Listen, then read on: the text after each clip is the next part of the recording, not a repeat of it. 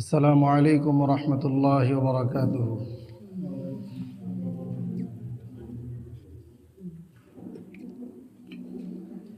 الحمد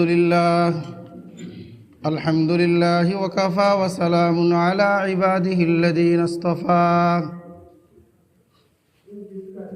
أما بعد فأعوذ بالله من الشيطان الرجيم. بسم الله الرحمن الرحيم. تبارك الذي بيده الملك وهو على كل شيء قدير. الذي خلق الموت والحياة ليبلوكم أيكم أحسن عملا وهو العزيز الغفور. وقال تعالى: الذين ينفقون أموالهم بالليل والنهار سرا وعلانية فلهم أجرهم عند ربهم ولا خوف عليهم ولا هم يحزنون. صدق الله العظيم وصدق رسوله النبي الكريم ونحن على ذلك لمن الشاهدين والشاكرين والحمد لله رب العالمين. سبحانك لا علم لنا إلا ما علمتنا إنك أنت العليم الحكيم. الحمد لله ثم الحمد لله. আল্লাহ পাকের মেহেরবানি যে আল্লাহ তাআলা আমাদেরকে এই রমজানুল মুবারক পর্যন্ত হায়াতকে দীর্ঘায়িত করেছেন এবং তার মহান হুকুম জুমা নামাজ আদায়ের জন্য মসজিদে উপস্থিত হওয়ার তৌফিক দান করেছেন। এজন্য শুকরিয়া আদায় করি আলহামদুলিল্লাহ। সম্মানিত হাজিরিন, আল্লাহ সুবহানাহু ওয়া তাআলা আমাদেরকে হায়াত দিয়েছেন, আমাদের জীবন সৃষ্টি করেছেন এবং আমাদের জন্য মৃত্যু অবধারিত করে রেখেছেন। তো আল্লাহ তাআলা আমাদেরকে মৃত্যু দিবেন তার আগে একটি জীবন দিয়েছেন। তার উদ্দেশ্য তিনি বয়ান করেছেন যে তিনি আমাদেরকে দেখতে চান, পরীক্ষা করতে চান, পরীক্ষা করবেন যে কে বেশি সুন্দর আমল করে, কে সুন্দর আমল করে, খুব অধিক পরিমাণে আমল করে এরকম বলা হয়নি। যে আমলটি করবে সেটা যেন কিভাবে হয় বলেন, সুন্দর মতো হয়। আমরা আমাদের জীবনে সুন্দর মতো যে আমলগুলো করব, তার মাঝে যেরকম নামাজ, রোজা, হজ, যাকাত, ফিআলুল খায়রাত, সৎ কাজ, পুণ্যের কাজ, তার মাঝে উল্লেখযোগ্য একটি কাজ হলো সাদাকা, দান খয়রাত করা। যে দান খয়রাত করলে কি লাভ, আল্লাহর নবী এবং আল্লাহ সুবহানাহু ওয়া তাআলা স্বয়ং নিজেও যে দান করার প্রতি কেন এত গুরুত্ব আরোপ করেছেন। আর যারা দান করবে না, অর্থ সম্পদ থাকার পরও তাদের জন্য নানানভাবে হুমকি দিয়েছেন, বয়ান করেছেন। যে কেন, যে আল্লাহ সুবহানাহু ওয়া তাআলা আমাদের বডির মধ্যে একটা নফস দিয়েছে। আমাদের এই নফসকে যেন আমরা পরিশুদ্ধ করি, এটা হলো রোজার শিক্ষা। আর অন্তর থেকে সর্বপ্রকার লোভ, লালসা, মোহ, কৃপণতা অর্থাৎ আখলাকে জামিমা, মন্দ চরিত্র, স্বভাব, এগুলো যেন আমরা অন্তর থেকে বের করে দিই।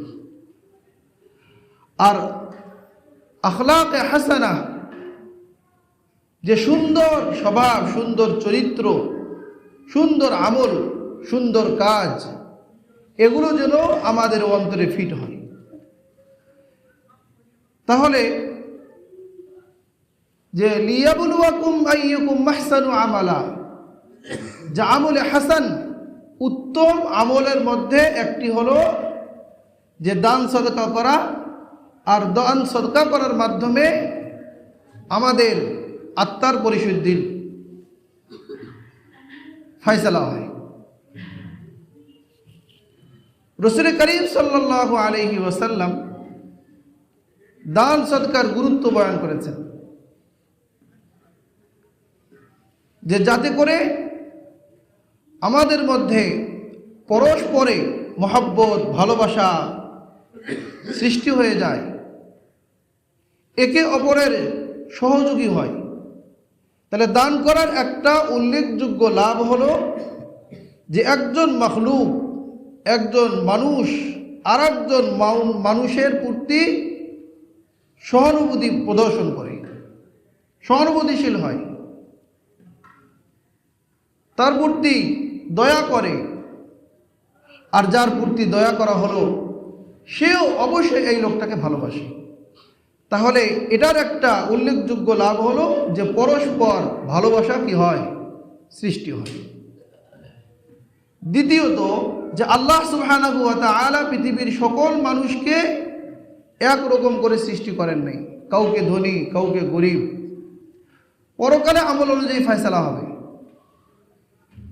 তো দুনিয়াতে আল্লাহ তাআলা যাকে অর্থ সম্পদ দিয়েছে, যাদেরকে আল্লাহ তাআলা দুনিয়াতে অর্থ সম্পদ দেয় নাই, তাদের প্রতি দৃষ্টি করা, তাদের প্রতি অর্থ সম্পদ খরচ করা, ব্যয় করা, এটা তার জন্য ফজিলতপূর্ণ করে দিয়েছেন, এমনকি ওয়াজিব ফরজ করে দিয়েছেন। তাহলে দান সদকা করে আমরা যদি আমাদের অন্তরকে পরিশুদ্ধ করতে পারি, খারাপ মন্দ স্বভাবগুলো বের করতে পারি, তাহলে আমলে হাসান আল্লাহ তাআলা যে আমাদেরকে পরীক্ষা করতে চেয়েছেন, তাহলে আমরা পরীক্ষায় উত্তীর্ণ হতে পারব। বুখারী শরীফের 1445 নম্বর হাদিস, নবীজি সাল্লাল্লাহু আলাইহি ওয়াসাল্লাম বলেন, আলা কুল্লি মুসলিমিন সাদাকাতুন, প্রত্যেক মুসলমানের জন্য সদকা করা ওয়াজিব। ধনী শ্রেণীর থেকে শুরু করে একদম নিম্ন শ্রেণীর পর্যন্ত যত মানুষ আছে সকলকে সাদাকা করতে হবে। ফাকালু ইয়া নবী আল্লাহ ফামান লাম ইয়াজিদ, সাহাবায়ে কেরাম বললেন, ইয়া রাসূলুল্লাহ, আপনি বললেন সাদকা করতে হবে, মানে অর্থ সম্পদ ব্যয় করতে হবে। তো আমাদের মধ্যেতে এমন অনেক মানুষ আছে যাদের সামর্থ্য নেই, সক্ষমতা নেই যে সে মানুষকে দান করবে। নবীজি বললেন, ইয়ামালু বিয়াদিহি ফায়ানফাউ নাফসাহু ওয়া ইয়াতাসাদ্দাকু, যে যার শক্তি সামর্থ্য নেই, তাহলে সে সহজে কাজ করবে, মানে সে দিন মজুরি করবে, রিক্সা চালাবে, ঠেলাগাড়ি চালাবে, যে কোনো উপায়ে অর্থ সম্পদ উপার্জন করবে। ওয়ায়ানফাউ নাফসাহু, ওই উপার্জিত সম্পদ থেকে নিজে উপকৃত হবে। ওয়ায়াতাসাদ্দাকু, এবং সেখান থেকে আল্লাহর রাস্তায় সদকা করবে। তাহলে এখানে না থাকলে উপার্জন করে সদকা করতে হবে, এই বিষয়টা উদ্বুদ্ধ করছি কিনা বলেন। এরপরে সাহাবায়ে কেরাম বললেন, ক্বালু ফাইল্লাম ইয়াজিদ, কারো যদি এই সক্ষমতাও না থাকে, মানে উপার্জন করারও সক্ষমতা নাই, নবীজি বললেন, ইউঈনু যাল হাজাতিল মালহুফা, তাহলে ওই ব্যক্তি যেন বিপদগ্রস্ত ব্যক্তিকে সাহায্য করে। একজন মানুষ বিপদে পড়ছে, যে কোনোভাবে তার বিপদটাকে দূর করে দেবে, অর্থাৎ সে মানুষের উপকারে আসবে, মানুষের উপকার করবে, অপকার করার পিছনে পড়বে না। ক্বালু ফাইল্লাম ইয়াজিদ, হে আল্লাহর রাসূল, কেউ যদি এটি দিয়েও সক্ষম না হয়, মানে মানুষের উপকারও করতে পারে না, নবীজি বলেন, ফালইআমাল বিল মারুফি ওয়াল ইউমসিক আনিশ শার ফাইন্নাহা লাহু সাদাকা, যে তাহলে সে সৎকর্ম করবে এবং মন্দ কাজ থেকে বিরত রাখবে, এটি তার জন্য সদকা স্বরূপ হয়ে যাবে। বলুন সুবহানাল্লাহ। যে অর্থ সম্পদ নাই, উপার্জন করে দিবে, উপার্জন করার সক্ষমতা নাই, তাহলে মানুষ বিপদগ্রস্ত মানুষকে বিপদ থেকে উদ্ধার করার চেষ্টা করবে, যে সেটিতে সে সক্ষম না, যে কমপক্ষে সে ভালো কাজ করবে। কুওয়াতে নে কে নাদারি বদমকুন বরওয়াজুদে খুদসতম বে হাদমকুন। ফরিদুদ্দিন আত্তার রহিমাকুল্লাহ তিনি বলেন যে তোমার যদি মন ভালো কাজ করার সক্ষমতা না থাকে, ভালো কাজ করতে পারতেছো না, মানুষের উপকার করতে পারতেছো না, কিন্তু মন্দ কাজ করো না, মন্দ কাজ থেকে বিরত থাকো। তো নবীজি এখানে দুইটা কথা বলছেন যে ফালইয়ামাল বিল মারুফ, সে যেন সৎ কাজ করে আর নিজেকে বা অন্যকে, বিশেষ করে নিজেকে মন্দ কাজ থেকে বিরত রাখবে। এই যে সে গুনাহের থেকে, মানুষের অপকার করার থেকে বিরত থাকলো, নিজেকে নিবৃত রাখলো, আল্লাহ রসুল বলেন যে এটি আল্লাহ তাআলা তার জন্য সাদাকা বানায় দিবে। তাহলে যে সাদাকা শব্দটা ব্যাপকভাবে আমরা বুঝতে পারলাম যে এই হাদিস থেকে আমি যে ভূমিকা বয়ান করেছি যে আল্লাহ তাআলা আমাদেরকে আমাদের উত্তর আমল দেখতে চান, আর উত্তম আমলের মধ্যে একটি হলো সাদাকা। আর সাদাকা মানেই যে শুধু অর্থ সম্পদ ব্যয় করতে হবে তাই না, বরং যে কোনো উপায়ে, যে কোনোভাবে, যে কোনো মাধ্যমে হোক মানুষের উপকারে আসতে হবে। বলেন কোথায় আসতে হবে? মানুষের উপকারে আসতে হবে। এটি আল্লাহ তাআলা কামনা করেন, এটি আল্লাহ তাআলা আমাদের আমল দেখতে চান। আদাবুল মুফরাদ ইমাম বুখারী রাহিমাহুল্লাহর কিতাব, সেখানে 223 নম্বর হাদিস আবু হুরায়রা রাদিয়াল্লাহু তাআলা আনহু থেকে বর্ণিত হয়েছে। এখানে জাবের রাদিয়াল্লাহু তাআলা আনহু থেকে এসেছে, নবী আলাইহিস সালাম বলেন কুল্লু মারুফিন সাদাকা, যে প্রত্যেক ভালো কাজ সাদাকা। যে একটা পুণ্যের কাজ করবে, সৎ কাজ করবে, আল্লাহ তাআলা সেটাকে সাদাকা স্বরূপ বানায় দিবেন। আবু যর রাদিয়াল্লাহু তাআলা আনহু থেকে তিরমিজি শরীফে বর্ণিত হয়েছে যে সাদাকার যে ব্যাপক অর্থ রয়েছে এই হাদিসে আরো স্পষ্ট হয়েছে। নবীজি বলেন তাবাসসুমুকা ফি ওয়াজহি আখিকা লাকা সাদাকাতুন, যে তুমি কোনো মুসলমান ভাইকে দেখে একটি মুস্কি হাসি দিবে, ভাই কেমন আছেন, এই যে তাকে দেখে মুখটা গোমটা করলো না, তাকে দেখে একটা মুস্কি হাসি দিল, মানে তাকে বুঝাইলো যে আমিও সন্তুষ্ট আছি, আমি আপনার প্রতি সন্তুষ্ট। তো তাকে একটু আনন্দ দিল যে নবীজি এটিকে সাদাকা বানায় দিলেন। ওয়া আমরুকা বিল মারুফি ওয়ান নাহিউকা আনিল মুনকারি সাদাকাতুন, যে সৎ কাজের আদেশ করা, অসৎ কাজ থেকে মানুষকে বারণ করা, নিষেধ করা, এটিও সাদাকা। ওয়া ইরশাদুর রাজুলি ফি আরদিত যালালি লাকা সাদাকাতুন, যে একজন পথ ভোলা ব্যক্তি তাকে পথের দিশা দেওয়া, ভাই এদিক দিয়ে যান, এই যে আমি এই পথটা দেখিয়ে দিলাম, আল্লাহ নবী বলেন যে এটাও তোমার জন্য সাদাকা। ওয়া বাসরুকা লিররাজুলির রাদিয়ি আল বাসরি লাকা সাদাকাতুন, যে একজন মানুষ চোখে ভালো দেখে না, যে এমন কানা ধরেন যে ঠিকমতো দেখে না, এরকম মানুষকে একটু পথে আগিয়ে দেওয়া, মানে তার জায়গা পর্যন্ত পৌঁছিয়ে দেওয়া, তাকে পথ দেখিয়ে দেওয়া, এটাও সাদাকা। ওয়া ইমাতাতুল হাজার ওয়াশ-শাওকা ওয়াল আযাম আনিত তরিকি লাকা সাদাকাতুন, যে রাস্তার থেকে কষ্টদায়ক বস্তু ফেলিয়ে দেওয়া, একটা কলার ছাল ফেলাই দিয়ে রাখছে, যে কোনো কেউ গেলে সেখানে পিছলে পড়তে পারে, পারে কিনা বলেন? যে ফেলছে সে তো অন্যায় করছে। তাহলে রাস্তাতে পথে চলতে মানুষের কষ্ট হয় এমন কোনো কিছু, নবীজি এখানে 3টা কথা উল্লেখ করছেন। পাথর, এটার মধ্যে মানুষ হুসুক খাইতে পারে, অশাউকা কাটা লাগতে পারে, ওয়াল আজম হাড্ডি হাড়, যে এগুলো ক্ষতিকর, এগুলো রাস্তায় দেখলে রাস্তা থেকে সরিয়ে দিবে, এটা তার জন্য সাদাকা। এরপরে এসেছে ওয়া ইফরাগুকা মিন দালবিকা ফি দালবি আখিকা লাকা সাদাকাতুন, এটি ওই যে যখন কূপ ছিল তখন বুঝে আসবে যে কূপ থেকে পানি উঠাইতে হয়, সেটার জন্য কি লাগে? শক্তি লাগে। তো বলতেছে যে একজন দুর্বল মানুষ যে কূপ থেকে বালতিতে করে পানি উঠাবে, এতটুকু সক্ষমতা নেই, যে আপনি একরাম করে সাহায্য করার জন্য বালতির থেকে, ওই কূপ থেকে পানি উঠাইয়া তার বালতি ভর্তি করে দিবেন, এটাও আল্লাহ তাআলা আপনার জন্য সাদাকা বানায় দিবেন। সুবহানাল্লাহ। সম্মানিত হাজিরিন, তাহলে আমরা সাদাকার ব্যাপক অর্থ জানলাম যে শুধু অর্থ সম্পদ ব্যয় করার নাম কি না সাদাকা না, বরং আল্লাহ তাআলার মহব্বতে, আল্লাহর ভালোবাসায়, আল্লাহর মাখলুকের যে কোনো সহযোগিতায় এগিয়ে আসা, এটা তার জন্য সাদাকা। আর আল্লাহ তাআলা আমাদেরকে যে অর্থ সম্পদ দিয়েছেন, এটা শুধু আমাদের জন্য না, এটা শুধু আমাদের ভোগ করার জন্য না, বরং এখানে অসহায়, দরিদ্র, মিসকিন সকলের হক রয়েছে।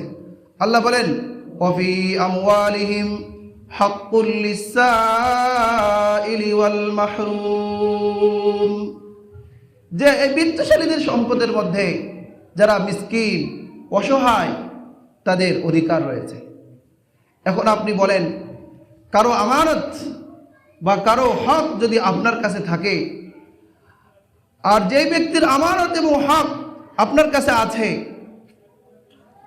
আপনি সেটা গচ্ছিত করে রেখে দিয়েছেন, আর ওই ব্যক্তি না খেয়ে দিন পার করতেছে, না খেয়ে অসহায় অবস্থায় সে রোজা রাখতেছে, এইভাবে করে সে বছরকে বছর কাটাই দিচ্ছে, তাহলে এজন্য আল্লাহর কাছে ধরা আছে না নাই বলেন?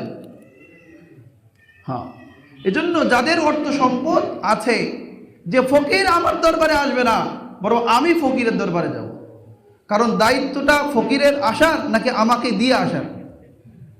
হ্যাঁ, যেহেতু আমানত এবং ওদিয়াত, হক, অধিকার আল্লাহ তাআলা আমার উপরে অর্পণ করছেন।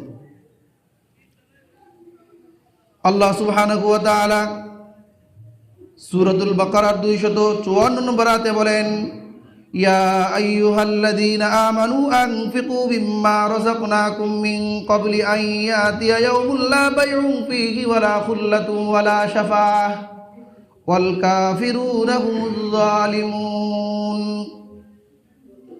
হে ঈমানদারেরা, আল্লাহ তাআলা তোমাদেরকে যে অর্থ সম্পদ দিয়েছেন, সেগুলো থেকে তোমরা খরচ করো ওই দিন আসার আগে। লা বাইউন ফি, বলে যেই দিনে কোনো বেচা কেনা থাকবে না, কিয়ামতের ময়দানে সোয়াব কেনা বেচা করা যাবে না, অর্থ সম্পদ দিয়েও কোনো কাজে আসবে না। ওয়ালা খুল্লা, সেদিন কোনো বন্ধুত্ব কাজে আসবে না।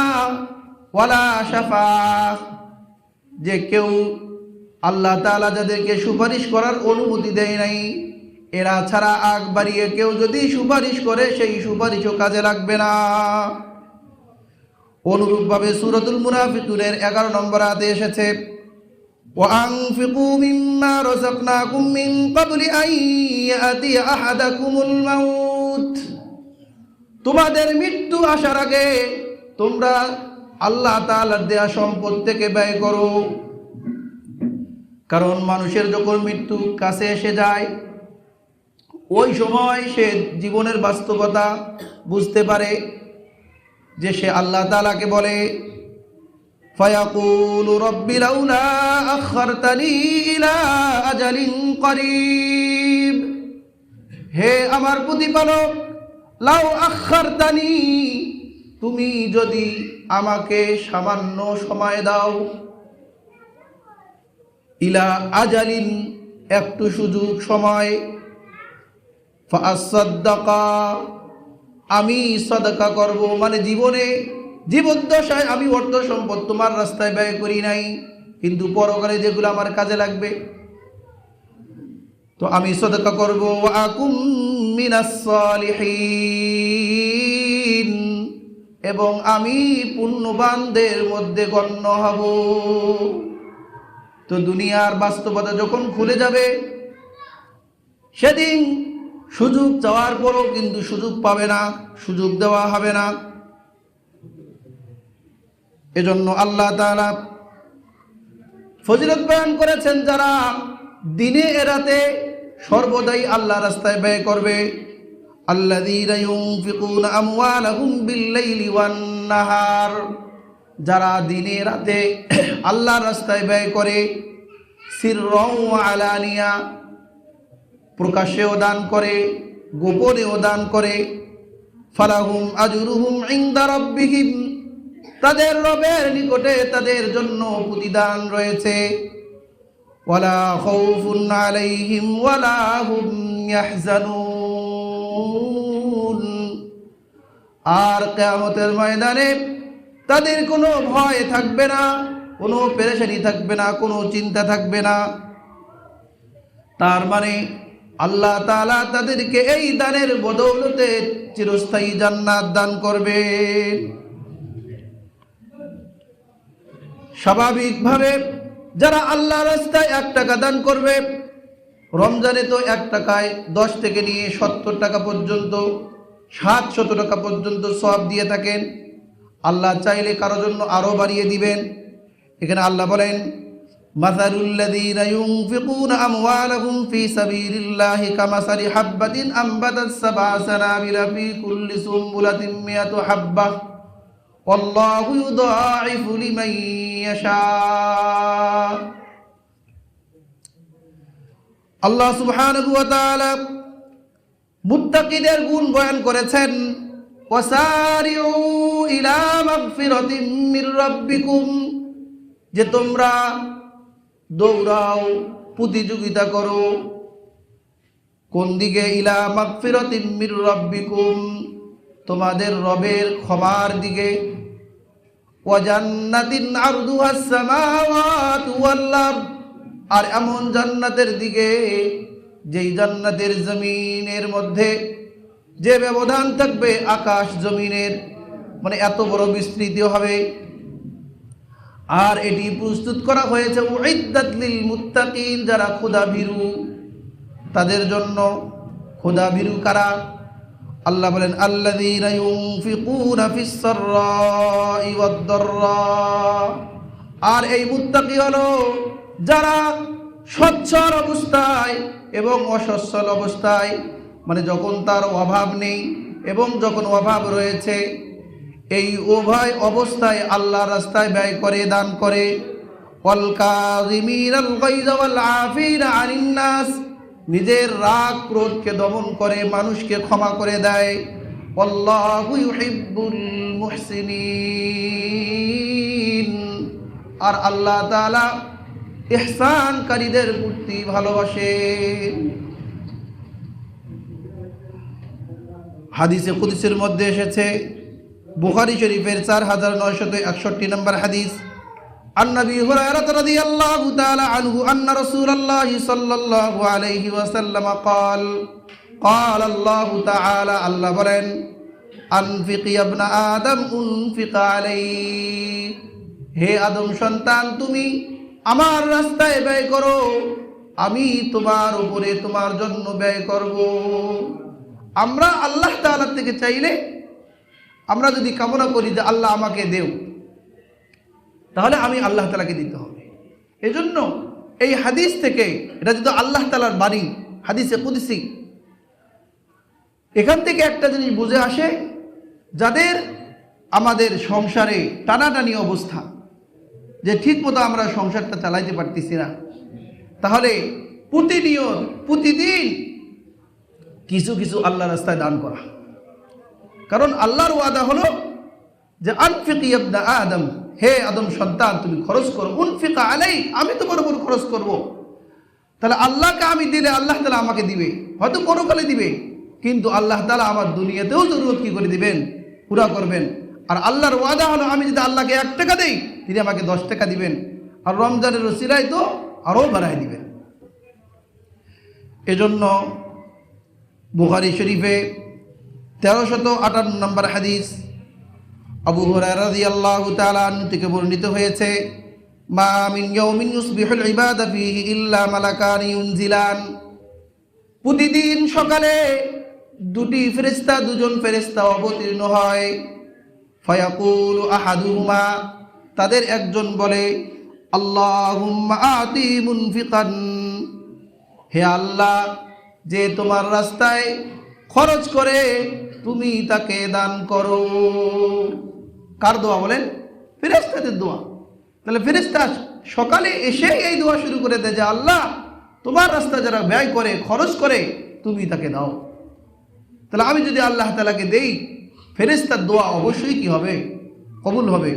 ওয়ায়াকুলুল আখার আল্লাহুম্মা আতি মুমসিকান তালাফা, যে আল্লাহ, যে কৃপণ, যে বখিল তোমার রাস্তায় অর্থ সম্পদ ব্যয় করে না, তুমি তার সম্পদকে বিনষ্ট করে দাও, ধ্বংস করে দাও। বলুন নাউযুবিল্লাহ। তাহলে যারা কৃপণ তাদের ধ্বংসের ব্যাখ্যা এটাই যে সে ওই সম্পদকে সঠিকভাবে ভোগ করতে পারবে না, নিজেও ঠিকমতো ভোগ করতে পারবে না। দেখবেন পরবর্তী প্রজন্ম সেটাকে এমন বাজে কাজে বাজেভাবে ব্যয় করে, মোট কথা অন্যরা সেটা ভোগ করবে কিন্তু সে সেটা কি করতে পারবে না? ভোগ করতে পারবে না। সম্মানিত হাজিরিন, যে আল্লাহ রাস্তায় দান করলে এই দানের কি পাওয়ার! আমি জাহান্নাম থেকে মুক্তি চাই, এই জাহান্নাম থেকে মুক্তির জন্য এই দান, যে পাহাড়, লোহা, বাতাস, পানি, পৃথিবীতে আল্লাহ তাআলা যে সমস্ত শক্তিশালী বস্তু সৃষ্টি করেছে এর চাইতেও বড় শক্তিশালী বস্তু হলো আল্লাহ রাস্তার দান। যদি সেটা ইখলাসের সাথে আল্লাহ তাআলাকে সন্তুষ্ট করার জন্য হয়ে থাকে। আনাস বিন মালিক রাদিয়াল্লাহু তাআলা আনহু থেকে বর্ণিত, নবীজি বলেন, লাম্মা খালাকাল্লাহুল আরদা জাআলাত তাবিদু, আল্লাহ তাআলা যখন জমিন সৃষ্টি করলেন, সৃষ্টির সূচনায় প্রথমে জমিন সৃষ্টি করেছে। জমিন সৃষ্টি করার কারণে পানির উপরে জমিন দুলতেছিল।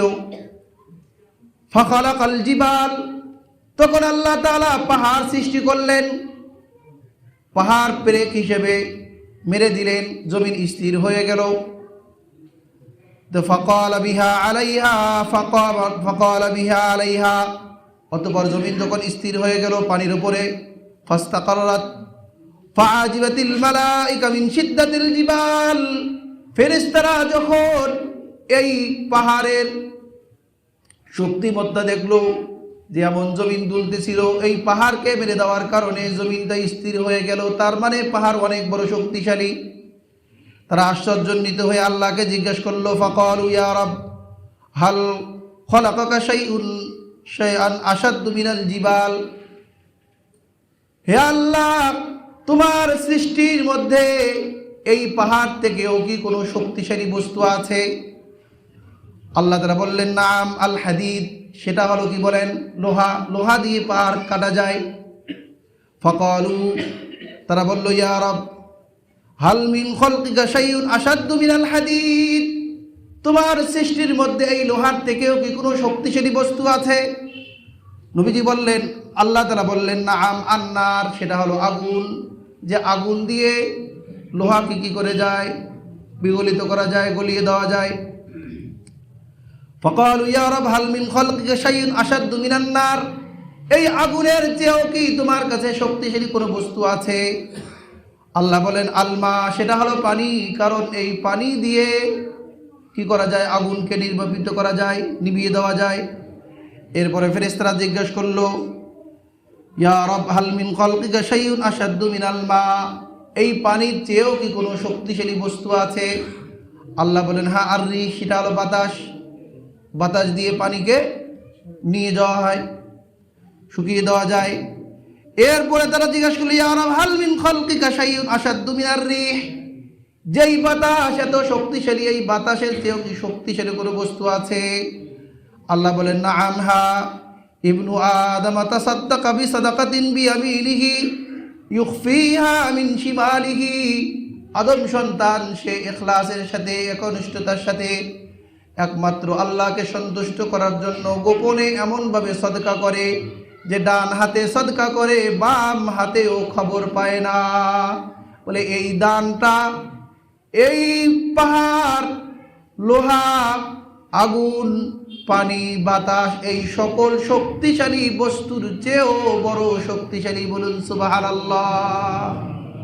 তাহলে দেখেন যে জাহান্নামকে যদি আমাদের সামনে দিয়ে যায় আর এর ঢাল স্বরূপ পাহাড় দেওয়া হয়, লোহা দেওয়া হয়, আগুন দেওয়া হয়, তাহলে এরকম যে আর হয়ে যাবে, পর্দা হয়ে যাবে, ঠিক এই দানটাকে আল্লাহ তাআলা জাহান্নাম থেকে মুক্তির জন্য ঢাল বানায় দেবে। সুবহানাল্লাহ।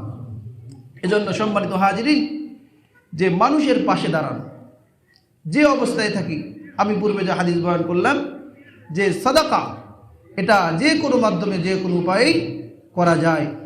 আমরা চেষ্টা করব সর্ব অবস্থায় মানুষের গরিব দুঃখীদের পাশে দাঁড়াতে। তো রমজানুল মুবারকে বেশি সওয়াবের আশায় অধিকাংশ মানুষ যাকাত এবং সাদাকাতুল ফিতর আদায় করে। তো যাকাতের নিসাব আমরা এগুলি তো প্রায় শুনি। তো বর্তমান তো স্বর্ণের রেট অনেক বেশি, সেই হিসেবে কোনো কোনো অঞ্চল থেকে হিসাব দেওয়া হয়েছে 2,30,000 টাকা। কেউ কেউ হিসাব করেছেন 2,23,000 টাকা। তো মোট কথা 2,23,030 বেশি কিছু না। তো 2,30,000 টাকা এই ব্যবসায়ী সম্পদ হতে পারে।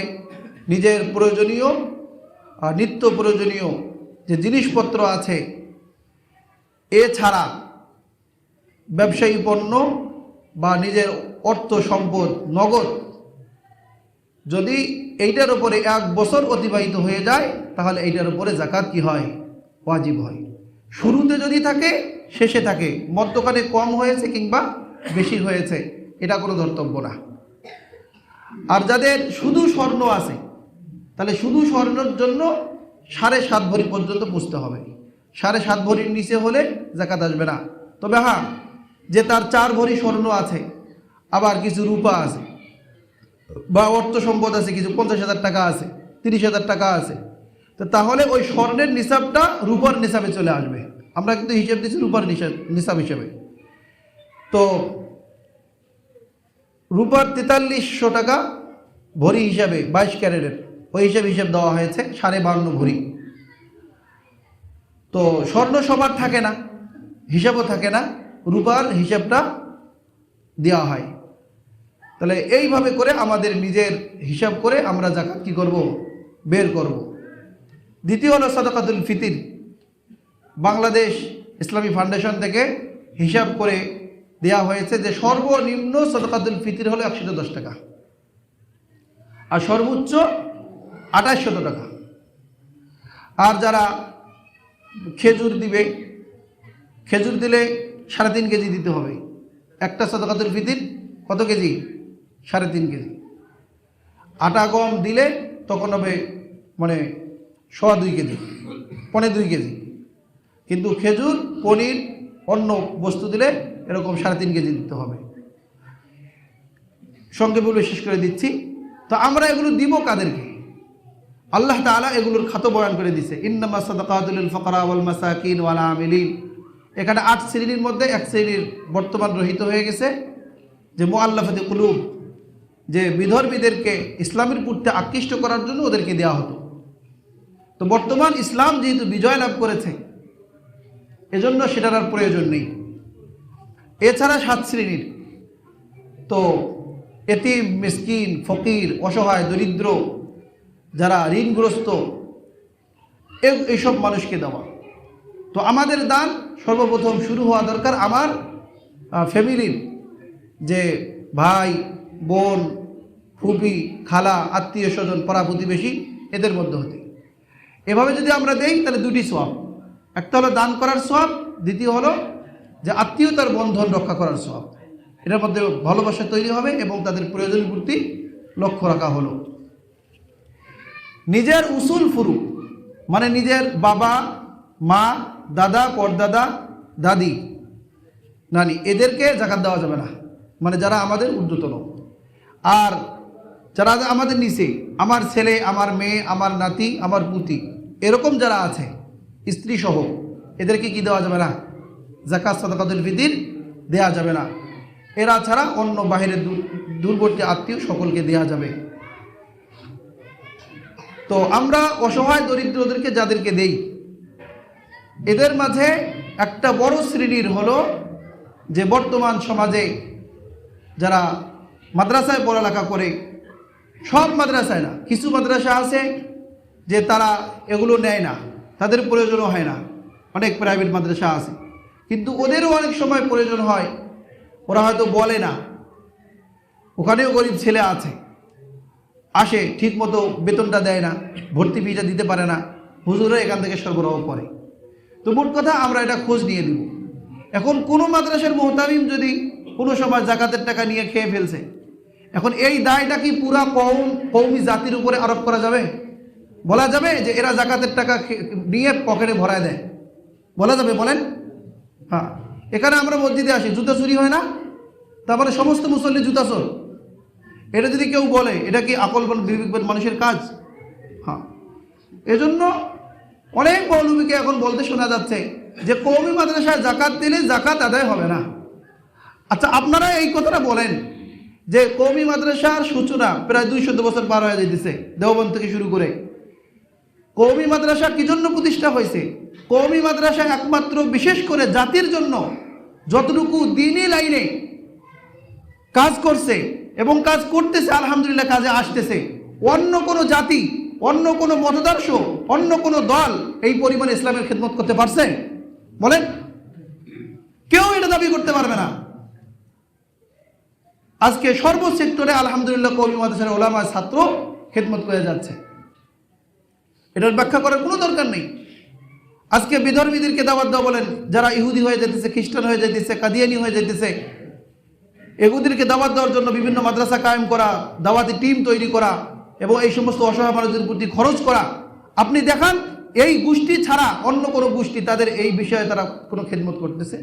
বিক্ষিপ্তভাবে কেউ যদি করে সেটা ভিন্ন কথা, কিন্তু দলবদ্ধভাবে, জামাতবদ্ধভাবে এটার প্রতি, এটা মিশন নিয়ে কাজ করার জন্য এই জাতি করতেছে। এখন কোনো মৌলভী সাহেব যদি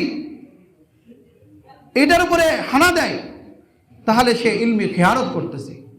সে যে ইলম শিখছে, এই তার মধ্যে হয়তো হিংসা বিদ্যমান আছে, এই হিংসার বশবর্তী হয়ে সে এই ফতোয়াটা দিচ্ছে যে কওমি মাদ্রাসায় জাকাত দিলে জাকাত আদায় হবে না।